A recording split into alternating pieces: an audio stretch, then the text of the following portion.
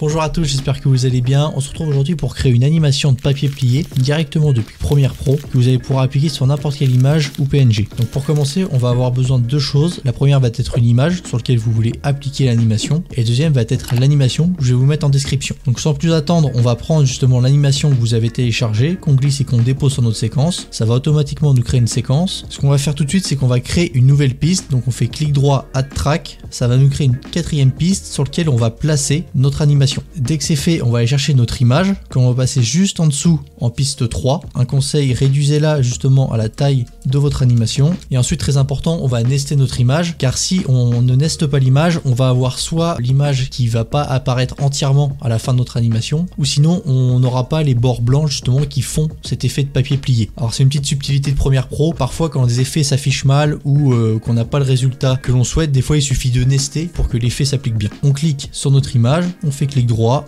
on fait Nest, là vous pouvez le renommer, moi je vais pas le faire pour la vidéo, je clique sur OK. Là on va aller dans le panneau d'effets et on va chercher l'effet Ultra Key, juste ici, vous glissez déposer sur votre animation, vous prenez la petite pipette juste ici et on va sélectionner le bleu. Ensuite on retourne dans le panneau effet et là on va chercher l'effet, donc moi c'est Track Matte Key parce que j'ai Premiere Pro en anglais, mais vous si vous avez Premiere Pro en français, ça doit être incrustation cache de piste. Dès que vous avez trouvé l'effet, vous glissez déposer sur votre image et là on va choisir la piste numéro 4. Donc là si on regarde ce que ça donne, j'ai bien l'animation du papier qui se plie, mais j'ai pas les bords blancs qui font cet effet de papier. Donc pour ça ce qu'il faut faire c'est qu'on va sélectionner nos deux pistes, on va rester appuyé sur Alt et on va les glisser vers le bas. Ça va nous permettre de dupliquer nos pistes. Une fois que ça c'est fait, vous allez vous rendre dans le panneau d'effets et vous allez chercher l'effet Ultra Key une nouvelle fois, que vous glissez déposer sur l'animation qu'on vient de dupliquer, juste ici en piste 2. Et là, vous descendez, vous changez pas l'Ultra Key où on a sélectionné déjà le bleu. On va bien au deuxième, on prend la pipette et on sélectionne le vert. Voilà. Si jamais votre image cache le vert, essayez de vous déplacer un petit peu avec la tête de lecture pour avoir justement le vert qui s'affiche. Une fois le vert sélectionné, vous retournez dans le panneau effet et là vous allez encore une nouvelle fois aller chercher l'effet incrustation cache de piste. Donc moi c'est Track Matte Key.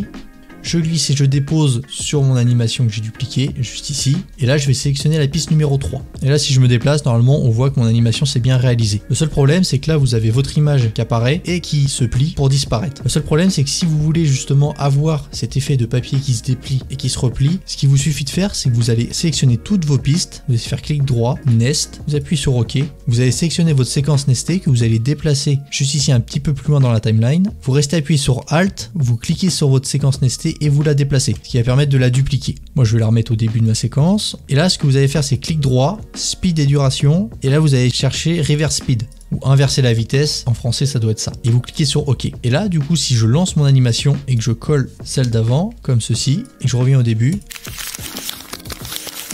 j'ai bien mon animation de papier qui se déplie et qui se replie. Un dernier petit conseil si jamais vous voulez que votre animation dure un peu plus longtemps, c'est-à-dire qu'une fois que le papier est déplié, votre image reste un peu plus longtemps à l'écran. Alors vous déplacez votre séquence nestée comme ceci, vous allez zoomer pour aller à la dernière image, vous coupez. Alors moi j'ai un raccourci mais vous pouvez prendre le petit cutter qui se trouve juste ici. Vous cliquez sur votre dernière image, il va falloir détacher le son de l'image. Donc moi j'ai un raccourci, mais vous si vous n'avez pas de raccourci ou vous ne connaissez pas, vous faites clic droit, Unlink. Une fois que vous avez détaché la piste son et l'image, vous faites clic droit et Add Frame Hold.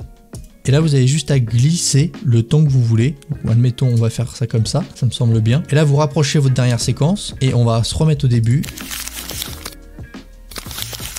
Et voilà, vous avez votre animation. Après, vous pouvez mettre tous les effets que vous voulez. Vous pouvez mettre des ombres, vous pouvez mettre un shake si vous voulez l'animer. Voilà, vous mettez tous les effets que vous voulez. Donc voilà, c'était un petit tuto très rapide. Bien évidemment, je vous mets l'animation en description et je vous mets également toutes les étapes à suivre. Si jamais dans la vidéo j'étais un peu vite ou que vous voulez les suivre étape par étape et voir le nom des effets, je vous les ai mis en description. Et bien sûr, si vous avez le moindre souci, n'hésitez pas à me le dire en commentaire et je me ferai un plaisir de vous répondre. Donc voilà, c'était tout pour moi. Je vous dis à la prochaine. Bye bye.